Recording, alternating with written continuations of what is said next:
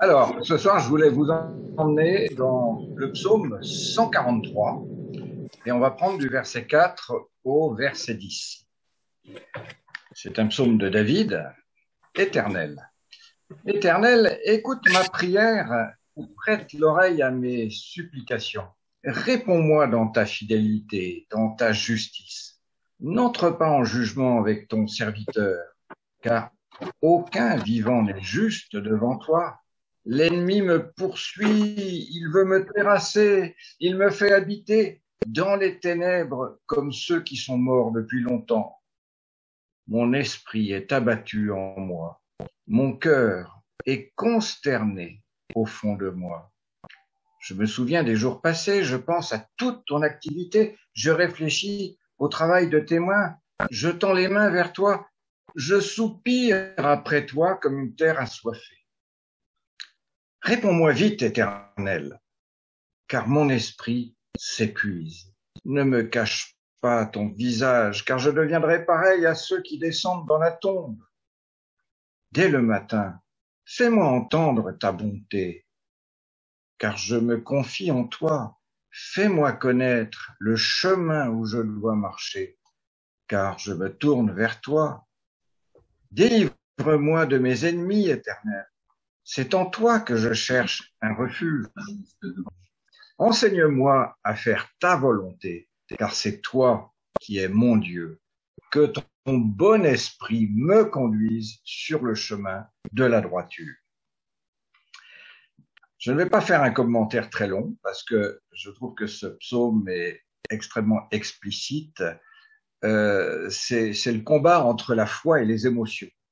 C'est un passage qui peut être prononcé par ceux qui croient, par ceux qui sont conscients de leur péché et des conséquences du péché, du jugement de Dieu, mais aussi par des croyants qui ont déjà observé, qui ont déjà expérimenté, qui ont déjà vu l'œuvre du Seigneur et reconnu que ce n'était pas du hasard, mais que ce qu'ils avaient vécu comme expérience avec le Seigneur venait bien de lui. Hein, je me souviens des jours passés, je pense à toute ton activité, je réfléchis au travail de tes mains. C'est aussi quelque chose qui est prononcé par un homme qui veut vraiment suivre la volonté et être conduit dans la droiture, par quelqu'un qui met son espoir en aucune autre ressource spirituelle que Dieu lui-même. Hein, c'est en toi que je cherche le refuge. Hein, nulle part ailleurs. Le refuge, c'est en toi. Et pourtant, on pourrait croire que une foi aussi vivante, aussi proche du cœur de Dieu, est une foi qui est totalement protectrice et permet de vivre une vie béate avec des sentiments qui sont toujours positifs, de joie et d'un cœur détendu. Eh bien, pourtant, ce pauvre croyant, il est attaqué par des menaces. Hein, des menaces externes. Il dit l'ennemi me poursuit. On les connaît, hein, nos menaces externes. C'est bien sûr le diable, c'est aussi le monde hein, qui nous agresse. Et puis, euh, et puis des menaces internes. Le coup de déprime. Hein, mon esprit est abattu. Hein, le mal profond qui mine les émotions.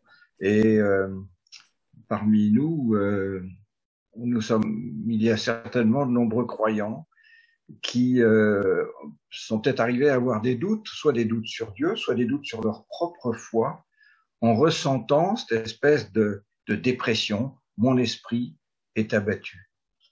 Et donc, je soupire, je dois soupirer devant cette réalité. Donc, hein, j'insiste, la foi, ce n'est pas une protection contre des états d'âme négatifs, des états d'âme pénibles à vivre. Hein. Cela nous rappelle que nous ne sommes que des hommes déchus, des hommes attaqués par les ennemis sur cette terre dans le siècle présent, des hommes soumis aux pressions du monde, des hommes capables d'avoir des idées noires. Alors on fait quoi une fois qu'on a dit ça? Eh bien, on se forge une foi inébranlable parce que nous savons que notre cœur va être ébranlé. C'est cette foi qui nous amène devant Dieu. C'est elle qui nous rappelle les bienfaits de Dieu. D'où l'importance de cultiver le souvenir de nos expériences heureuses avec Dieu. C'est pas un hasard si une grosse partie de la Bible est composée de livres d'histoire qui nous racontent l'histoire d'un peuple qui a vécu avec Dieu. Et ce n'est pas un hasard s'il est important que nous sachions de nous souvenir de ces bons moments avec Dieu, de tous ces miracles qui ont pu ponctuer notre vie, de ces miracles qui ont fait que nous avons pu découvrir Dieu lui-même et que nous avons vécu des moments très intenses, notamment avec lui, notamment aussi au sein de la famille chrétienne. Et tout cela doit nous conduire à un cri, hein, c'est Seigneur, conduis-moi selon ta volonté, hein, que je sois que je reste dans l'attente des réponses de Dieu, que je reste disposé à en voir les bontés et être à l'écoute des instructions de Dieu pour être sûr d'agir selon sa volonté et, en un mot, être rempli du Saint-Esprit.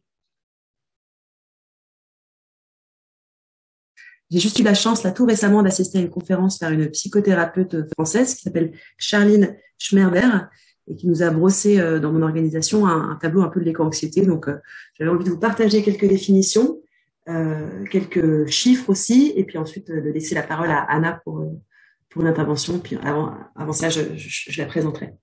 Donc d'abord, l'éco-anxiété, qu'est-ce que c'est? Alors, c'est un concept qui recouvre plusieurs concepts. Donc, on parle souvent d'éco-anxiété, mais aussi de solastalgie et puis de deuil écologique. Donc, comment distinguer ces différents sujets? Donc, l'éco-anxiété, c'est caractérisé par une détresse plutôt prospective, donc d'un monde à venir, lié à un malaise lié aux perspectives de la destruction de l'environnement, notamment, donc une détresse liée à la destruction écologique à venir. C'est un peu comme ça qu'on caractérise l'éco-anxiété.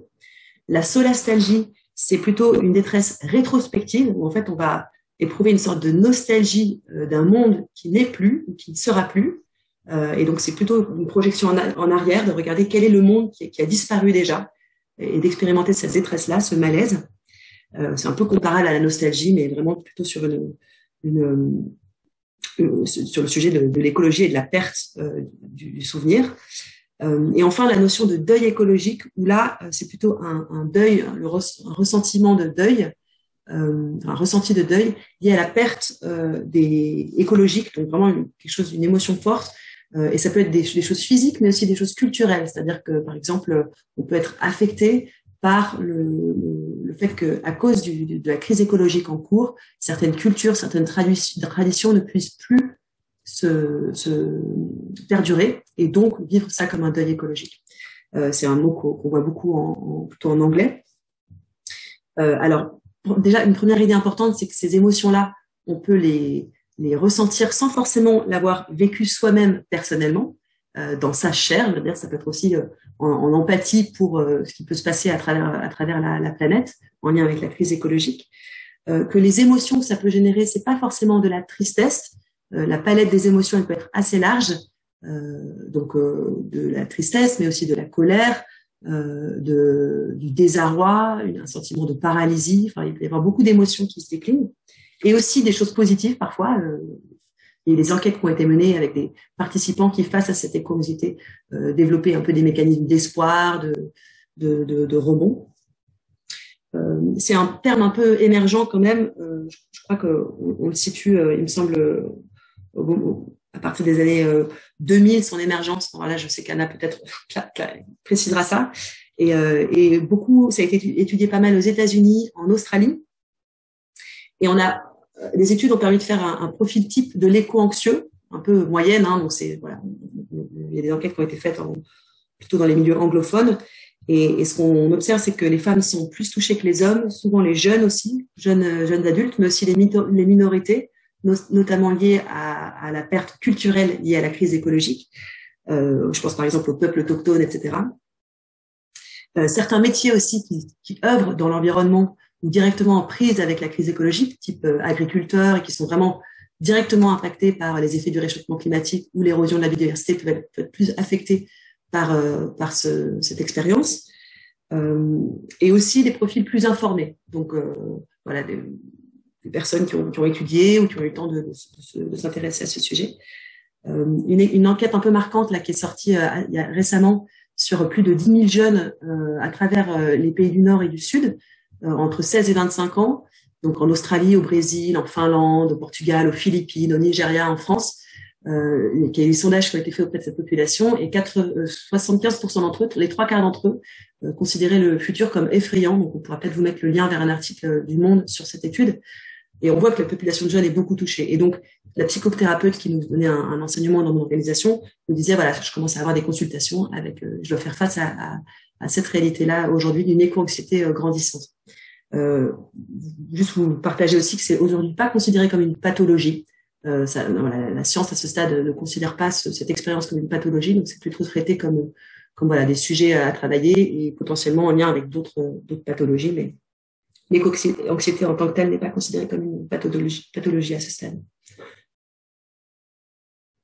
Voilà, peut-être un bref aperçu, et puis maintenant, sans plus attendre, j'ai envie de vous présenter Anna, qui, elle, en sait beaucoup plus que moi là-dessus. Donc, Anna, déjà, merci d'être avec nous ce soir. Toi, tu viens du Pays de Galles, donc tu te formes dans l'Église d'Angleterre, et en parallèle de ça, tu fais aussi une thèse sur la question du deuil écologique, du deuil climatique. Tu as aussi écrit un ouvrage. Alors, je l'avais préparé en français, je vais peut-être le dire en français et puis le dire en anglais. Ça s'appelle en français « Des mots pour un monde mourant, histoire de deuil et de courage dans l'Église mondiale ». Donc, tu as rassemblé des témoignages de différents acteurs. En anglais, c'est Words for a Dying World, Stories of Grief and Courage from the Global Church. Et donc, voilà, toi, tu travailles ce sujet depuis un moment et on est ravis de t'entendre. Merci d'être parmi nous. Thank you so much for having me. Merci de m'avoir. Particulièrement merci à Rachel pour cette invitation et aussi à nos traducteurs pour vos dons. C'est un don pour moi merveilleux. Quelqu'un qui a pris le temps pour traduire mes paroles dans une autre langue. C'est vraiment un privilège de partager ce temps avec vous et j'espère que chacun partira d'ici avec un sens de l'encouragement, de l'obéissance. Donc j'aimerais explorer les dynamiques dans l'unité ecclésiale. J'aimerais commencer en considérant les récits que nous avons chacun. Et plus tard, je vais vous demander à partager un peu de vos propres récits sur le changement climatique et le deuil. D'abord, je vais vous parler un peu de moi, de mon arrière-fond, ce que j'y amène. J'ai grandi dans une famille chrétienne, donc la justice climatique et la foi n'étaient pas antagonistes. Mon grand-père était un climatologue, chrétien évangélique. Et j'ai grandi, il était gallois, en anglais, et j'ai vu ça. Ça, c'était pas un problème pour moi. Mais une des conséquences bizarres de cela, c'était depuis très jeune, je savais que la dégradation du climat était grave. Mais les gens en qui j'avais confiance travaillaient très dur pour pousser les gouvernements et les entreprises dans le bon sens. Et bizarrement, cela m'a fait accepter inconsciemment que quand je serai adulte, le changement climatique serait maîtrisé.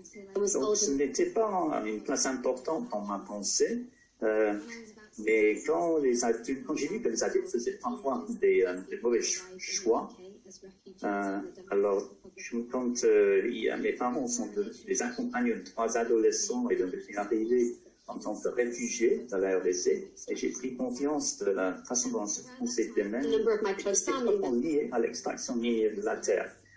Et à cette époque, un certain nombre de membres de ma famille proche étaient gravement malades. Et on m'a également diagnostiqué une dépression assez grave à la suite d'une série d'événements traumatisants. Donc, à la suite de ces différentes expériences, j'ai commencé à explorer explorer ce que signifie la foi dans les endroits sombres où il n'y a pas de solution miracle de réponse. À l'université, je suis devenu une militante convaincue, je crois fermement que le fait d'écrire des lettres, signer des pétitions, de collecter des fonds pouvait résoudre beaucoup de problèmes. Mais après avoir essuyé des échecs importants dans ce domaine, j'ai commencé à accepter que ce n'était pas vrai. L'échec a consisté à voir les campagnes échouées, mais aussi à découvrir que mes tentatives pour m'extraire des systèmes injustes revenaient à enlever sans cesse les couches d'un oignon. Je ne pouvais pas atteindre l'innocence. Je pense que c'est à ce moment-là que je suis entré dans une sorte d'état de deuil tranquille, mais je n'ai vraiment nommé que plusieurs années plus tard, lorsque le rapport 2018 du GIEC est sorti. Là, j'ai réalisé qu'une grande partie de ma propre réponse et de la réponse de l'Église aux menaces climatiques et écologiques majeures consistait à dresser des listes de plus en plus longues de choses à faire différemment au mieux. Ou alors, on a beaucoup fouillé dans la tradition chrétienne pour trouver des éléments qui semblaient convenir, un Saint François par-ci, une tradition celtique par-là, sans vraiment pouvoir prendre au sérieux la signification spirituelle de cette perte profonde. Après mon expérience de militant, d'écrivain et de chercheur dans le domaine du climat, il existe un point de bascule dans notre expérience de monde en voie de disparition où ma douleur ne peut pas être effacée. J'ai atteint ce point de bascule, je ne peux pas revenir en arrière, même si j'essaie de me protéger contre l'inévitable si incessant des mauvaises nouvelles. Je vis avec ma douleur. Et il s'avère que je ne suis pas la seule. Au cours de la dernière décennie, il y a eu une augmentation rapide de souffrance, d'anxiété et de stress traumatique signalés à la suite d'événements météorologiques de plus en plus extrêmes, de la disparition de la faune, de la flore et la prise de conscience de la menace existentielle que représente le dérèglement climatique. Alors que notre anxiété collective augmente, les références au deuil climatique ont de plus en plus de place dans notre débat public. Donc, un de mes hobbies un peu plus ennuyeux, c'est que je collectionne des manchettes et les tribunes depuis les 18 derniers mois. Le désespoir climatique pousse les gens à renoncer à la vie. J'ai ressenti du désespoir face au changement climatique aussi qui ont dépassé cette immense douleur. L'Islande organise les funérailles du premier glacier perdu à cause du changement climatique. Comment les scientifiques font face au deuil écologique? En Inde, les enfants luttent avec les conséquences des suicides d'agriculteurs. Près de 60 000 le personnel et les étudiants de l'université de Derby suivent une thérapie contre l'anxiété liée au changement climatique. Deuil, frustration, culpabilité. Les peu de trousse illustrent les grandes répercussions de changement climatique sur la santé mentale. Ou mon préféré, la fin du monde vous déprime, peut-être que ceci vous aidera. Nos églises font de plus en plus de progrès pour proposer de bonnes choses que les chrétiens devraient faire en réponse à ces crises. Changement dans la consommation d'énergie, signature de pétitions, spiritualité de la nature, ainsi de suite. Tout cela, ce sont des choses donc très justes, mais je crois que tout cela a été réduit à les tradition in order to persuade people to behave in more ethical ways. And I don't believe that just giving people rules. Je ne crois pas que donner des règles à suivre va faire quelque chose pour toute l'expérience traumatisante. Alors, quelle est la réponse des chrétiennes aux communautés de notre pays? Donc, où il y a les réfugiés première et deuxième génération. Quelle est la réponse chrétienne aux communautés de notre pays dévastées par des inondations, à nos agriculteurs qui luttent contre les conditions météorologiques de plus en plus imprévisibles, à l'anxiété ou au stress déclenché dans les centres-villes par des effets chauds, la pollution de l'air et l'absence de climatisation et d'espace vert qui offriraient un répit. Qu'avons-nous à dire aux jeunes qui ont renoncé à l'idée d'un avenir stable, aux parents qui ont peur pour leurs enfants? Nous restons mal armés face aux implications pastorales du monde dans lequel nous entrons. Une chose dont je suis certaine, c'est que notre réponse nécessitera des lamentations. On ne peut pas offrir une relation d'aide sans une reconnaissance collective de cette douleur. Je voudrais explorer la complainte en tant que réponse pastorale, à la fois dans notre culte ensemble et dans ce que la complainte pourrait susciter comme appel à l'action.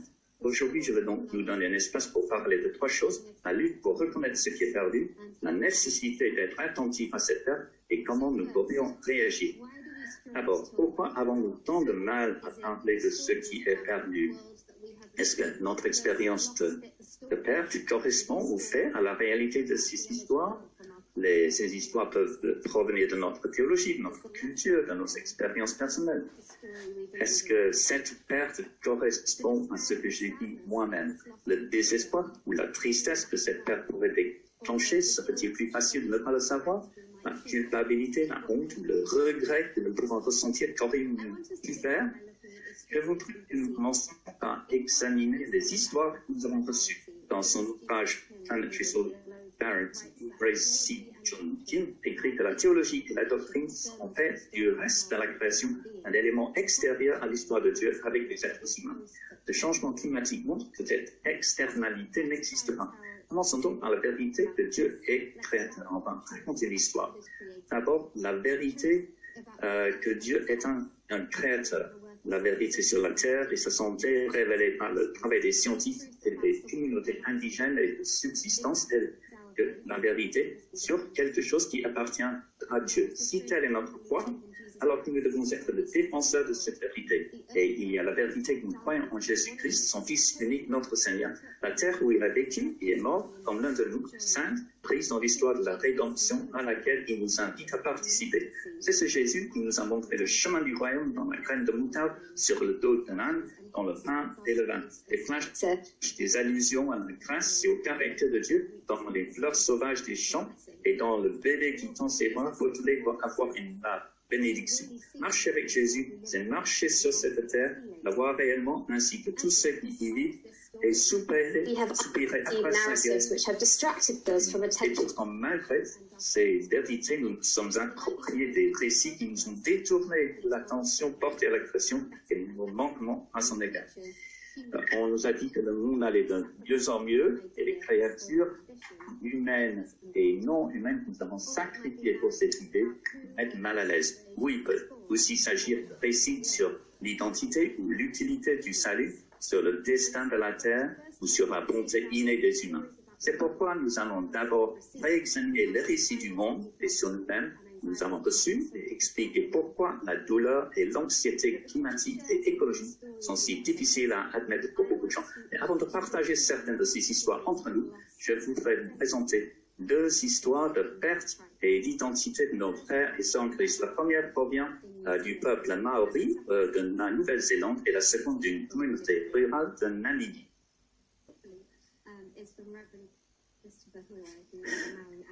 Voilà.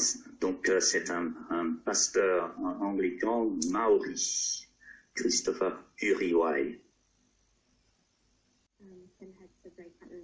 Bon, oui. Donc maintenant, on va partir dans les petits groupes. Ce que j'aimerais faire maintenant, alors que nous entrons dans un temps de discussion,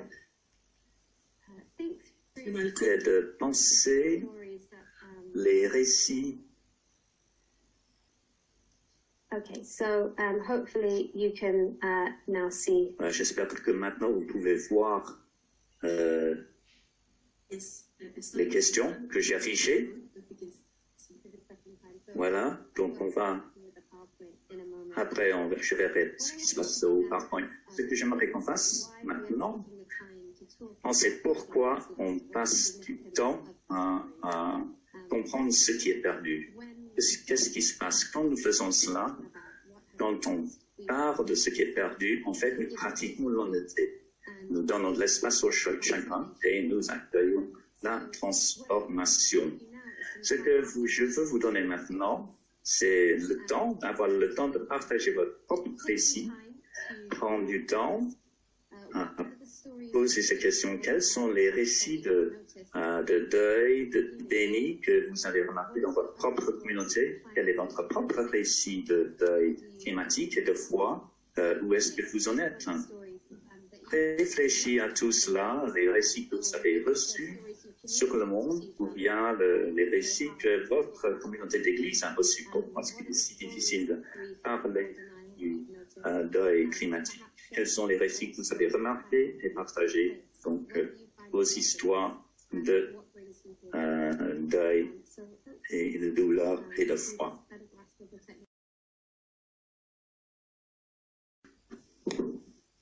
Over to you, Anna. I will be continuing where we left off. And thank you everyone for sharing together.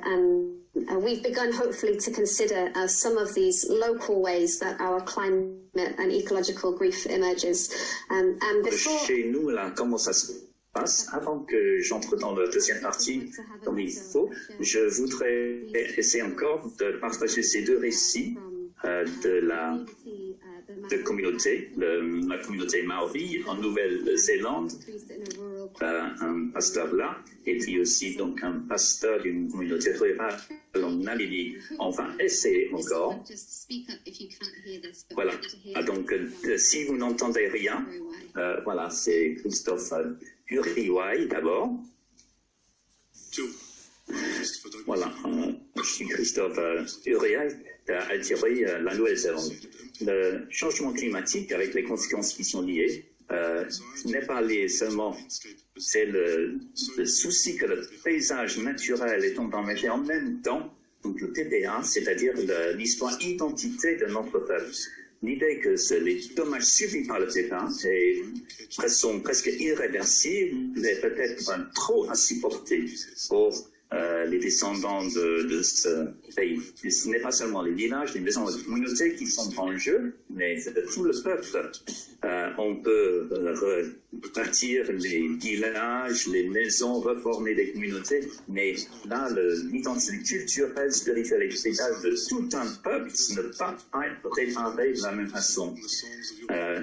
Comme le dit le psalmiste, il est impossible, inimaginable de chanter les chants du Seigneur dans un pays étranger, alors que ce serait d'autant plus inimaginable de comprendre là ce qui se passe. Voilà, parce qu'on ne peut plus avoir cette création qui dit que comment vous êtes connecté à Dieu et quand cela est menacé, donc il y a une ombre menaçante quand on vit là-dedans, ça touche la vie quotidienne des gens, pas seulement c'est le bien-être émotionnel et mental qui est touché. C'est l'anxiété face à l'inconnu, la douleur de la perte, la réalisation insondable de la transmission intergénérationnelle de l'identité, de la connaissance et les interconnexions spirituelles qui ont soutenu notre peuple pendant des générations peuvent être arrêtées brutalement. Tout cela, ça pèse lourdement sur les épaules de mon peuple. Et maintenant, un pasteur. Je m'appelle Magula Fatindi. Je suis un pasteur anglican en Namibie. Il est arrivé parfois que les hommes dans ma culture ont succombé à la mort à cause du stress, à cause des pertes considérables de leur bétail. Alors les aumôniers et les médecins ont partagé de l'expérience de patients hospitalisés qui énumèrent leur bétail mort au lieu de parler de leurs mots ici. Accompagner ces patients a été un grand défi. Pendant des moments de sécheresse, il est très difficile d'apporter une aide à ceux qui font face difficilement à cela.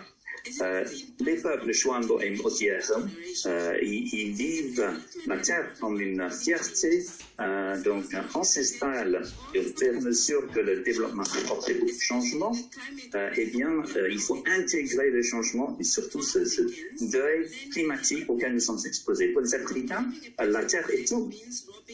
Si on prive les gens de leur terre, ça leur vole de leur humanité, leur existence, leur identité, en fait, leur humanité, tout ce qu'ils sont comme un être humain. La terre appartient aux morts, aux vivants et à ceux qui ne sont pas enlevés. Donc, ça veut dire que c'est inaliénable. En Afrique, la terre est au cœur de la vie sociale, culturelle, politique et économique. Et c'est fondamental pour les moyens de subsistance, la sécurité alimentaire, pour les revenus et l'emploi. Accès à la terre signifie avoir de quoi nourrir sa famille, avoir des revenus et même une petite entreprise dans la communauté. Sans la terre, une personne va avoir l'impression de n'appartenir à rien. Il n'est même pas pleinement humain.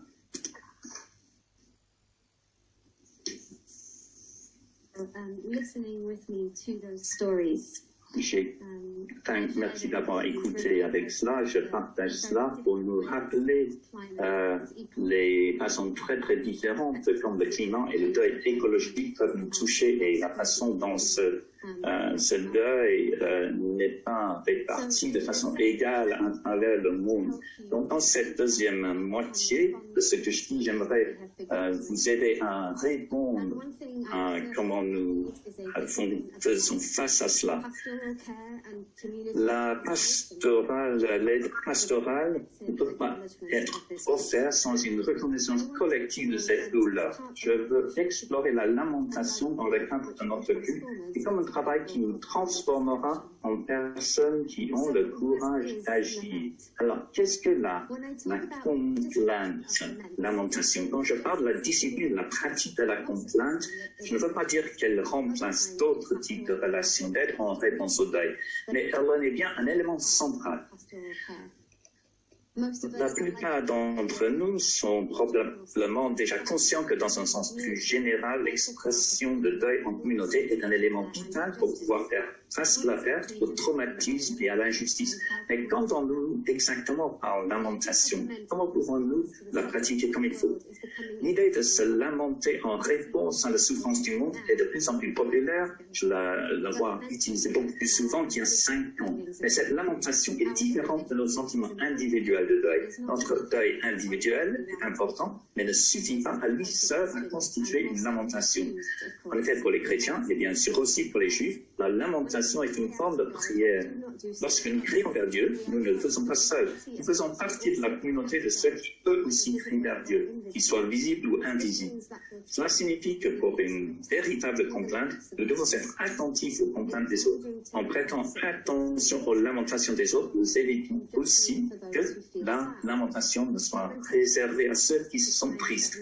La lamentation n'est pas seulement réservée au moment où nous voulons faire le deuil, mais au moment où nous prenons position face au monde et une discipline pour l'Église qui va au-delà de notre expérience personnelle. Je me heurte souvent à l'idée que la complainte exige que nous versions des larmes sur commande ou que nous ressentions un chagrin profond et constant face à chaque perte et injustice. C'est peut-être la tâche qui a été confiée à certains d'entre nous.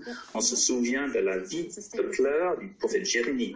Mais pour la plupart d'entre nous, ce n'est pas soutenable longtemps. Et lorsque les responsables d'Église l'exigent, ça peut être spirituellement abusif. La complainte est plutôt un acte de résistance parce qu'elle est une discipline particulière. Elle naît de l'obéissance en Christ, l'homme des douleurs, et s'enracine dans l'engagement envers l'ensemble de la création dont nous faisons partie et avec laquelle nous serons un jour ressuscités. Tout comme nous n'insistons pas sur la joie avant de louer, nous ne devrions pas insister sur la tristesse avant de nous rassembler pour pleurer nos souffrances et nos péchés. La complainte est donc une prière qui exprime à Dieu notre tristesse, notre colère, notre désir de justice. Elle fait partie intégrante de la vie de la communauté. C'est une attitude à l'égard du monde que nous adoptons en reconnaissant que c'est la réponse appropriée à la mort contre le péché. Elle n'est pas limitée par nos sentiments ou nos expériences personnelles, bien que ceci puisse certainement provoquer et influencer notre lamentation commune. Je tiens également à souligner que la complainte n'est pas le désespoir et ne devrait pas nous laisser dans le désespoir. Je fais ici référence au désespoir comme à une sorte de péché, plutôt qu'à un état émotionnel temporaire qui nous tous à un moment ou à un autre, y compris le psalmiste. Je pense qu'une façon de savoir si notre désespoir est un péché de voir si nous nous portons d'une manière qui crée du désespoir chez les autres. En quoi la contrainte se distingue de tout ça? Elles sont distinctes parce que la contrainte s'adresse à Dieu et reconnaît donc que l'avenir est ouvert. Il ne s'agit pas de dire que Dieu ne connaît pas l'avenir, mais de dire que ce n'est pas nous qui la connaissons, que prétendre de connaître est de l'arrogance. Cette reconnaissance permet à la lamentation de nous amener à des actions sages et à agir avec sagesse exige une certaine forme d'humilité envers nous-mêmes et notre savoir. Dans le désespoir, nous supposons que nous savons ce qui va se passer et qu'il n'y a rien à faire. Nous commençons à craindre les pouvoirs de ce monde plus que nous ne craignons Dieu. Et si le début de la sagesse est la crainte, c'est-à-dire le respect, l'adoration de l'Éternel, nous pouvons être à la fois sages et désespérés. Notre lamentation doit se différencier clairement des récits de désespoir. Tant que nous ne désespérons pas, nous aurons toujours plus de moments à agir avec humilité et générosité. Alors comment se lamenter? Si nous adoptons cette approche de la lamentation, si nous la considérons comme une discipline de prière pour l'ensemble de la communauté, cela déterminera également la manière dont nous l'abordons. Si nous sommes pastoralement sensibles dans notre communauté, nous allons éviter de traiter la lamentation comme un événement unique qui repose sur la manipulation émotionnelle pour susciter une réaction de deuil chez ceux qui nous entourent. Nous ne connaissons pas les circonstances ou les luttes que les gens apportent avec eux. Et les cultes ponctuels destinés à déclencher ces émotions difficiles peuvent être dangereux. La complainte fait plutôt partie du battement de cœur de l'Église menée dans le contexte de la conviction que Dieu nous attend. Et en préparation d'actions qui font preuve de repentance, elle deviendra un rythme pour nous, façonné à la fois par les expériences de notre communauté et par la souffrance des autres. Et il nous invitera à des œuvres de guérison face aux adversités, des œuvres de vie face à la mort. Des gens, dangers auxquels nous sommes confrontés, que le poids du deuil devienne une menace grave pour nous. Que nous ne soyons plus disposés à continuer d'aimer la terre qui nous a été donnée parce que sa perte est douloureuse et que nous préférions nous en détacher. Et contrairement à la plupart des gens dans le monde, le détachement peut être une option réelle pour certains d'entre nous, bien que ce nous milieu rapidement. Mais si l'attention, l'amour même pour les lieux, nous disons l'appel de Dieu pour nous, alors la douleur de sa perte fera également partie de ce que nous sommes censés faire. Nous devons résister au désir de nous détacher, de nous retirer ou de nous protéger. L'intention portée aux choses qui nous entourent crée également un enracinement qui résiste au sentiment d'isolement et de détachement. L'un des thèmes les plus récurrents que j'ai trouvé dans des expressions de deuil climatique et écologique est le sentiment d'une perte de contrôle, un sentiment d'impuissance, d'être submergé, de lutter contre une marée montante. Ce sentiment peut être renforcé par le fait que nous nous concentrons sur des actions personnelles négatives, comme la réduction des déchets plastiques, plutôt que de les équilibrer par des actions collectives positives, où nous faisons quelque chose de neuf ensemble. Si le deuil climatique et écologique peut être déclenché dans cette perte de contrôle, l'une des réponses pastorales qui donne le plus de sens à notre lamentation est d'offrir des débouchés qui peuvent apporter la guérison, en particulier la faune locale, la biodiversité et les projets de jardin partagés sont une excellente opportunité pour les églises, puisque beaucoup d'entre elles ont leur propre espace vert ou sont bien placées pour collaborer avec des organisations locales pour soutenir un projet communautaire. L'action, et en particulier l'action collective, est une partie vitale de la réponse pastorale. Mais notez l'ordre ici. Nous sommes d'abord dans la complainte, ensuite nous agissons. L'action est la deuxième étape, pas la première. Non seulement parce qu'elle est l'accomplissement de la vraie lamentation, qui croit que Dieu entend notre douleur, invite notre repentir et renouvellera la terre, mais aussi parce qu'elle est centrale à la fatigue de l'espérance. Je voudrais conclure en disant quelques mots maintenant sur ce que l'espoir peut signifier pour nous et comment il est lié à la lamentation. On me demande souvent ce qui nous donne de l'espoir. Je trouve cette question assez délicate parce qu'avoir de l'espoir et se comporter de manière à montrer l'espoir sont des choses bien différentes. Beaucoup de gens veulent avoir de l'espoir, mais les chrétiens sont appelés à se comporter de manière à communiquer l'espoir, que nous en ayons envie ou non. Dans notre tradition, l'espoir est comme l'amour, ce n'est pas seulement un sentiment, mais une vertu que nous pratiquons. Elle s'exprime par l'action et non par des vœux pieux. Il est très difficile d'éviter le désespoir si nous ne pouvons même pas voir la possibilité d'un changement dans notre propre communauté. Si nous ne pouvons pas vivre l'espérance, de plus, essayer de donner de l'espoir à des personnes qui se sentent désespérées et accablées peuvent s'avérer très manipulateurs et négatifs. En revanche, si nous nous comportons de manière à donner de l'espoir, cela revient peut-être davantage à s'engager à s'encourager mutuellement, c'est-à-dire inviter quelqu'un à être courageux. D'un point de vue théologique, je me demande si cette distinction n'est pas due au fait que l'espérance est vraiment positive lorsqu'elle est enracinée dans quelque chose qui nous dépasse, quelque chose qui n'est pas à nous, qui n'est pas de notre fait. L'espérance, à l'image des choses que nous vivons dans le présent, va forcément nous décevoir. Nous pouvons espérer pour des choses que nous ne voyons pas, mais qui nous sont promises. Ce type d'espérance n'est pas insensé. Elle comprend la nature des choses que nous pouvons voir. Un désir de défendre farouchement la bonté de la terre qui s'enracine dans une conviction excessive, impossible que la violence et la mort ne peuvent pas gagner. Cela vaut la peine de s'y accrocher en proclamant notre espoir que le péché qui engendre la mort sera vaincu. Nous sommes également libres de déplorer ces effets dans le présent, pleinement et sans état d'âme, et d'agir avec l'espoir qu'ils disparaissent. Cela nous amène à la fin de ce que je voulais partager avec vous. J'ai une prière à partager, mais je crois que ce serait bien d'avoir des questions maintenant et je terminerai par la prière par la suite. Merci beaucoup. C'est peut-être comment est-ce que Arocha, en tant qu'organisation, et ce réseau des ambassadeurs peut peut-être être un espace pour vivre cette complainte, donc l'expérience du deuil écologique et se tourner vers Dieu ensemble pour le vivre. Comment est-ce que toi t'imaginerais ça aussi à travers des collectifs comme celui d'Arocha?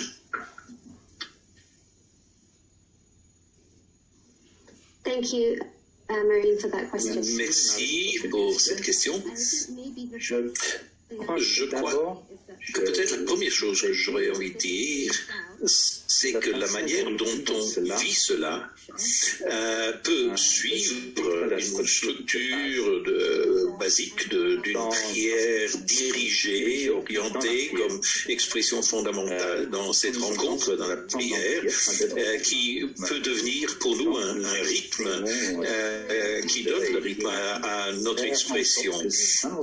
Et peut-être c'est cela qui pourrait devenir, je dirais, le cadre universel à cette réponse. Mais quand il s'agit ensuite de parvenir à l'expression la plus pleine et entière de cela, cela va être déterminé par la communauté particulière dans laquelle on se trouve.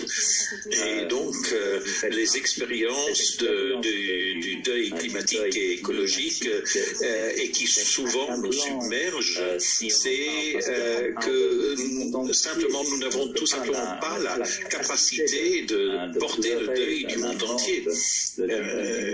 Et ce serait faux d'essayer même de faire quelque chose comme ça. Et donc l'une des pratiques les plus utiles, me semble-t-il, pour parler bien du deuil écologique et climatique, c'est de l'enraciner dans ce que l'on connaît, de ce que l'on sait dans notre lieu de vie.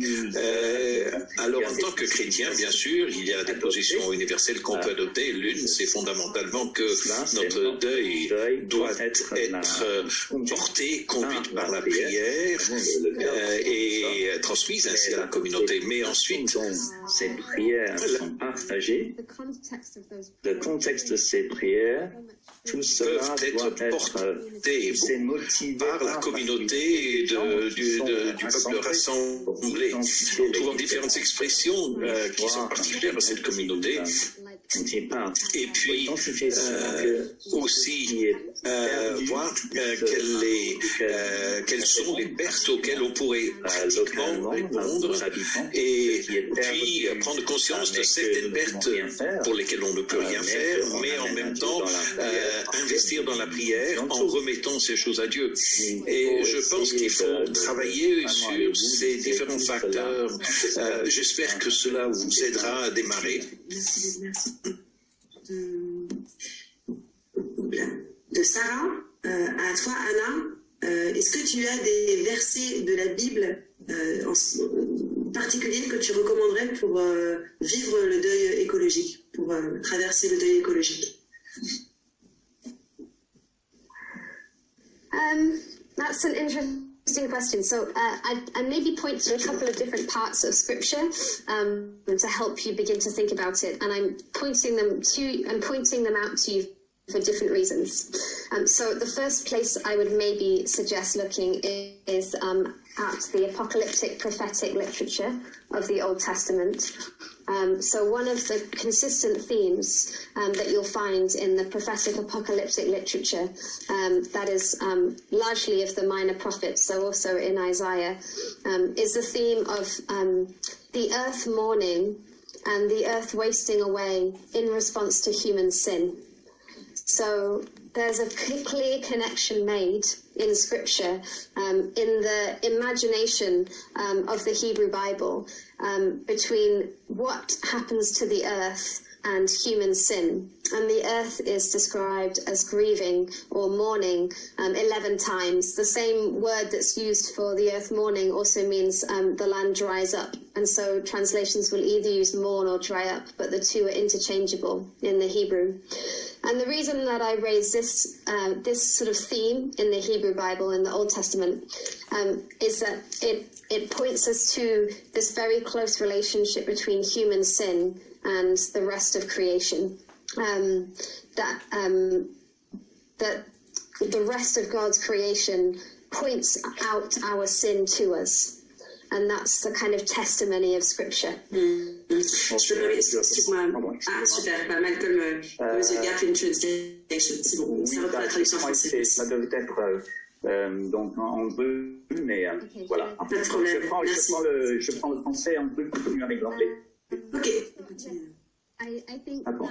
Je crois que ce thème dans la Bible est très utile, le langage du deuil, mais aussi ça aide de prier avec ces passages, penser, comprendre vraiment mon propre deuil et surmonter cela. L'autre endroit où j'irais, on y penserait pas tout d'abord, mais il y a deux passages dans l'enseignement de Jésus qui sont l'un à côté de l'autre, mais on ne pense pas ça, on prend l'un ou l'autre séparément. La parabole,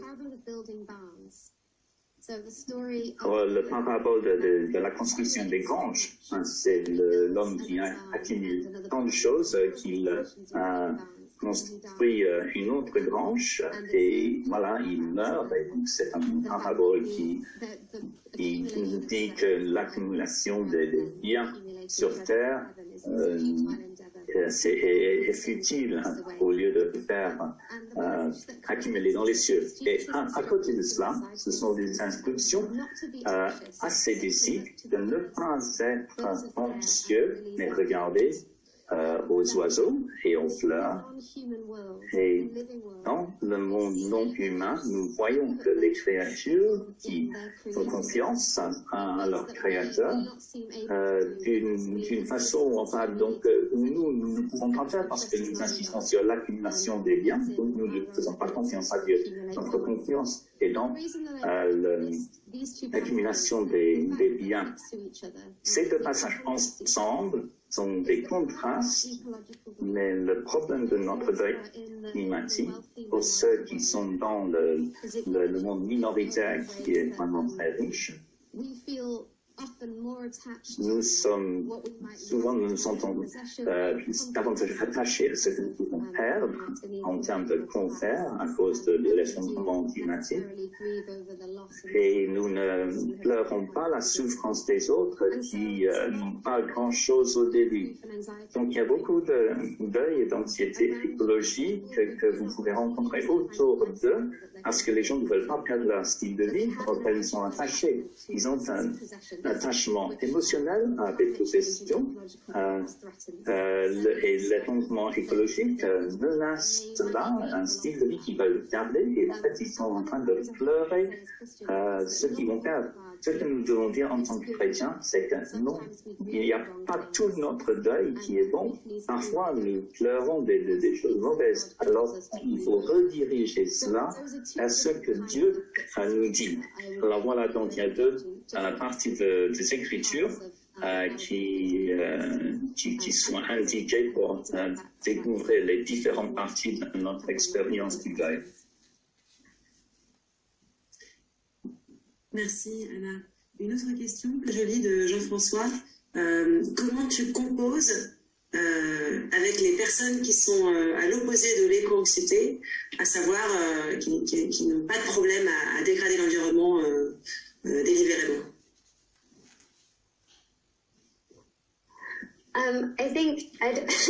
I think maybe my Je pense que peut-être ma réponse immédiate est que non, je ne le fais pas. Il y a une limite à nos capacités chacun pour changer le point de vue des autres. Il y a du vraiment travail important qui a été fait par un climatologue chrétien qui s'appelle Quentin Grégo. Je suis sûr que plusieurs d'entre nous connaissent bien son travail. Elle travaille toute la gamme des gens où les gens sont par rapport au changement climatique. Il y a des gens qui sont vraiment dans le déni total et ils peuvent être encore plus agressifs si les gens disent ça parce qu'ils ont une politique, un point de vue politique. Et il dit que cette minorité est très bruyante, mais en fait, la plupart des gens ne sont pas dans cette minorité, ils sont au milieu. Donc, c'est partie des gens qui ils n'ont pas eu ces conversations avec des gens. Et ça, c'est la plus grande, la majeure partie des gens. Et c'est eux à qui nous devons adresser, focaliser sur eux. Vous n'êtes qu'une seule personne, vous ne pouvez pas changer la vie de tout le monde. Si vous êtes en train de faire face à des sentiments d'anxiété et de deuil, ce n'est pas très utile pour vous d'essayer de les convaincre, ceux qui sont en train de déni total de la réalité. Mais je vous encourage à parler de votre expérience, ce que vous savez, ce que vous connaissez. Si la majorité qui sont dans cette partie un peu plus importante des gens, s'ils ne sont pas dans un déni total, mais ils n'ont pas vraiment répondu, il y a beaucoup de communication à faire à ces gens. Et je crois que la plupart des gens sont dans ce camp au milieu, cette partie majoritaire. C'est ça que ma réponse que je donnerais. Peut-être que c'est la réponse que vous aimeriez, mais pour des raisons pragmatiques, j'en suis arrivé là. Parce qu'il y a l'Internet, donc il ne faut pas nourrir les gens qui font le buzz sur Internet. Des livres que je recommanderais, Anna, pour apprendre à vivre cette plainte, cette lamentation de manière inspirée sur un plan chrétien.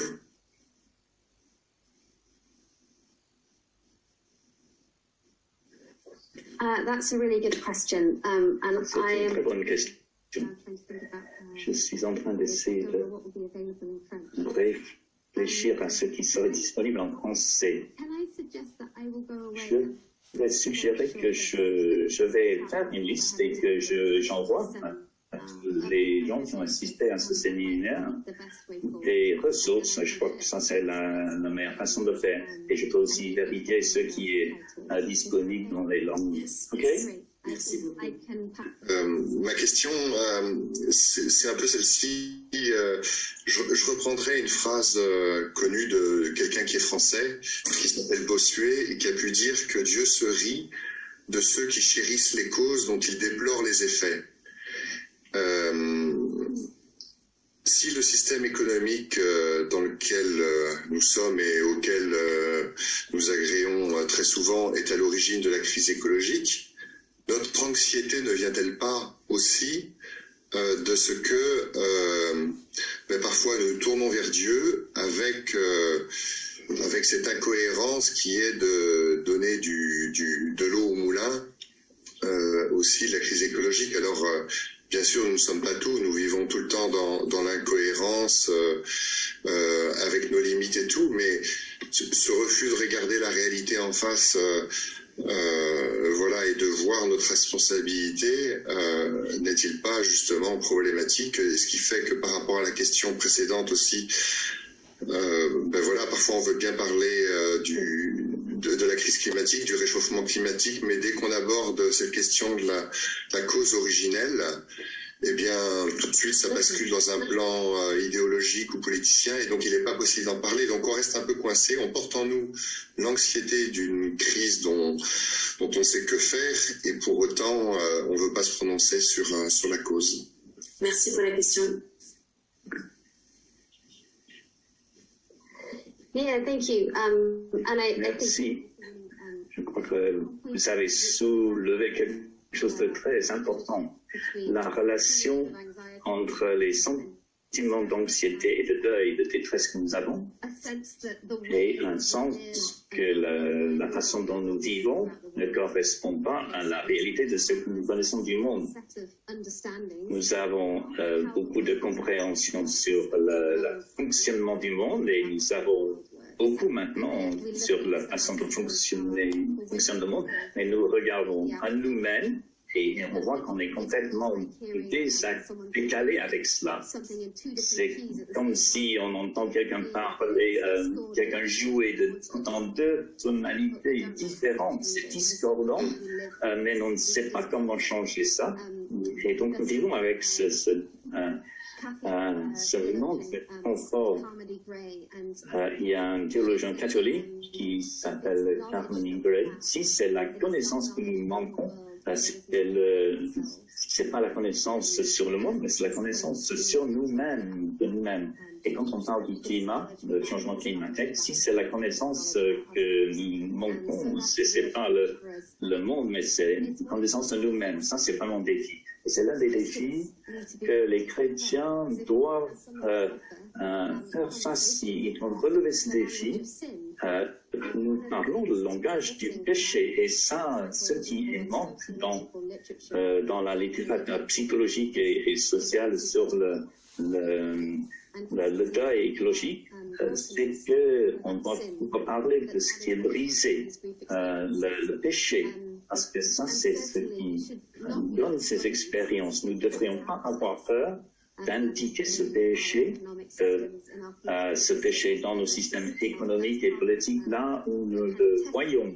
Ça, c'est le témoignage que nous pouvons offrir.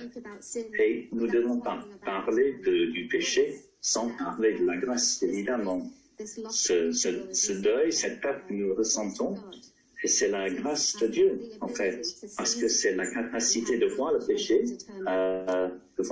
mais aussi de nous en détourner. Donc nous offrons aux gens la possibilité de la repentance, de nous détourner de certaines façons de se comporter pour partir sur autre chose. Dieu est plein de grâce. La création qu'il a faite, il va agir envers nous avec cette compassion. Il y a une grâce abondante. Ça, c'est le monde fonctionne avec une grâce abondante, et Dieu va agir comme ça. Ça, c'est ma réponse. Pardonnez-moi s'il y a des choses qui sont pas claires. Je vais revenir si j'ai pas répondu. Prévu, et puis on va terminer ce temps de questions-réponses avec ça. Merci.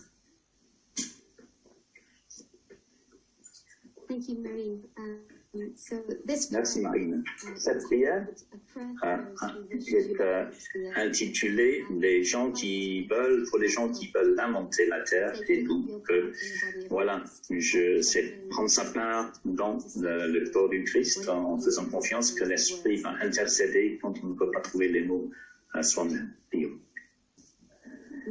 Si je dois parler, Dieu miséricordieux, que ne ce soit pas avec mes mots qui collent à ma langue, à mes mains, je trébuche sur des lèvres impures et je ne peux pas faire face à ma honte.